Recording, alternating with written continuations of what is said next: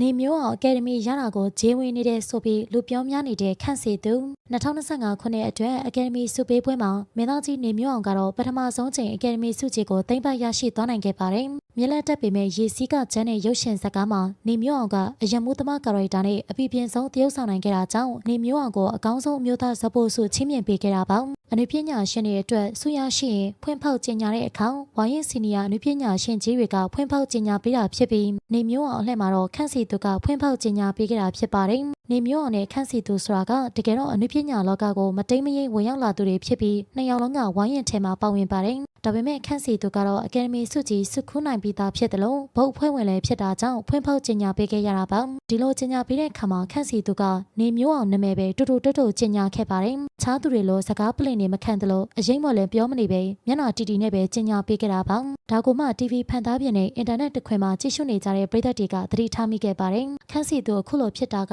နေမျိုးအောင်အကယ်ဒမီရတာကိုမကျဉ်းတတ်လို့များလားဆိုပြီးထင်ကြီးပေးခဲ့ကြပါသေးတယ်။တကယ်တော့အကယ်ဒမီစင်းတွေဆိုတာသူတို့အကဲဖြတ်ရွေးချယ်ထားတာကြောင့်နေမျိုးအောင်ရတာကိုမကျဉ်းတတ်စရာမရှိလာပါဘူး။ဒါအပြင်တငယ်ချင်းအရင်ကြီးတွေဖြစ်တာမလို့ဘေးနားမှာအတူရှိချင်တာကြောင့်အမြန်ဆုံးကြေညာခဲ့တာပါ။ခန့်စီသူကကြေညာပြပြချင်းမှာပဲအစင်အောက်ကိုပြေးဆင်းပြီးနေမျိုးအောင်ကိုပွေဖက်ခဲ့တာဖြစ်ပါတယ်။တချို့ကတော့တငယ်ချင်းအရင်ကြီးတွေမှန်သိလို့တမင်သက်သက်ဆန်းနောက်တာဆိုပေမဲ့တချို့ကလည်းခန့်စီသူနဲ့နေမျိုးအောင်ကဆက်ဆံရေးအစင်မပြေတာကြောင့်လားဆိုပြီးမိကိုနေထုတ်လာခဲ့တာဖြစ်ပါတယ်။ခန့်စီသူနဲ့နေမျိုးအောင်တို့ရဲ့ဆက်ဆံရေးပေါ်ပြည်သက်တို့ရဲ့အမြင်ကိုလည်းပြပြခဲ့ပါအောင်နော်။